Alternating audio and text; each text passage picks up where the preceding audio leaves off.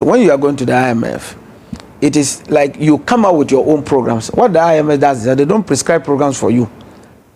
You then have to come out with homegrown programs. What and what you think you can do, basically to be able to stabilize the economy. So the one we've ended was engineered by the NPP in 2023. And so that created this fiscal space that the NDC is enjoying today.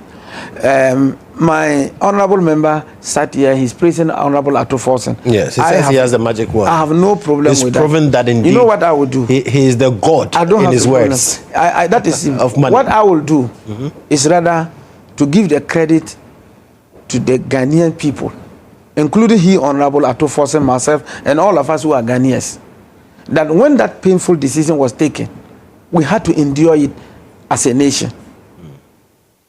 And so, to give the credit to Atto-Forson, and will not give credit to the market woman at Agwelsi, to the food farmer at Tepa, and all the people, to the pensioner, and all the people who endured that painful decision that we took in this country, that created that fiscal space for the NDC to be able to do some of these things that he started Atto-Forson for.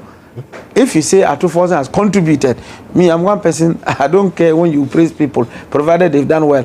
But to give somebody what I would describe as unmeritorious commendation, as though he's the only person, to the extent that we are describing him as the what? The god of what? Money. I think that is too much of an exaggeration. When we do that, and then we now say we are not arrogant. Imagine this. He is an honorable. He says that for the NDC they are not arrogant. And yet, the Ghanaian farmer, the Ghanaian worker, the pensioner, who has endured all of this, we are not praising them. We are not commending them for their endurance, for their resilience. Who took them? We are really... No, I'm just saying that I just made the point that the NPP took that painful decision. And I repeated that.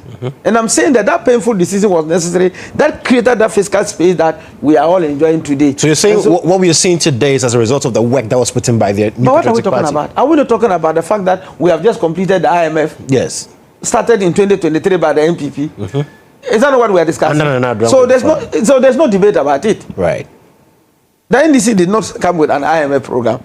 The IMF program was developed and engineered by the NPP.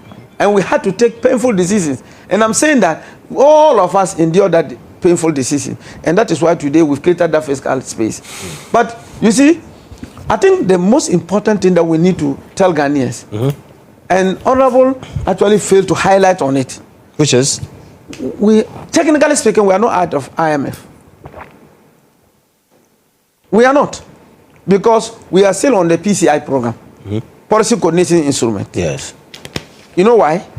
The NDC itself, including the IMF, they are very clear that the NDC cannot continue to be prudent. If is that your interpretation? No, wait. It's not about my interpretation. Right. We've ended the program. The NDC has a right to say that we don't even want to be on the PCI program. We think that we have stabilized the economy, as they are shouting. We think that we've stabilized the economy. Our inflation is okay, it's manageable. Exchange rate is stable. Everything is okay. We are about to recruit. We are about to do our 24-hour economy. We don't need the PCI program. We don't need any policy coordination instrument. Why are they going to it for another 36 months? It is a non-financial assistance. Yes. So you are not going to get money. But the IMF will still have its eyes on you. For example, they are going to look at how you manage your debt. They are going to look at the books of the Bank of Ghana.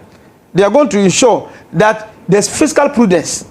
If you are convinced that, Honorable, if your government is convinced that you are capable and that you can manage the economy, please go out of the PCI program. Because you are hiding under the PCI. Because that PCI program, do you know why they are going on it? Two main reasons. Talk to me. Number one, they themselves, they are clear in their minds. The so-called Atto-Forson being the god of money, they know that they cannot manage the economy on their own. They need somebody to watch. And you know the second thing? It is an attempt to hide under the so-called PCI, not to fulfill some of their campaign promises. And I'll demonstrate to you why. Right. When he was talking about recruitment, he said it was because of IMF. That's why they couldn't do a lot of recruitment. Now you have ended the program. go ahead and implement your 24-hour economy and do the massive recruitment, especially automatic posting that you promised the people. But you see, you are going onto the PCI program so that you can still have a window to deceive the young people in this country. That, oh, we see, we are still under some kind of IMF program. So that is why we are unable to recruit. Please, you have ended the IMF program. As Honorable himself alluded to it, you have ended. And you are telling us that you have a Messiah. You have second Jesus. You have the God of money, Atoforsin. I'm using his own words. And yet, you are jumping onto a policy coordinating instrument.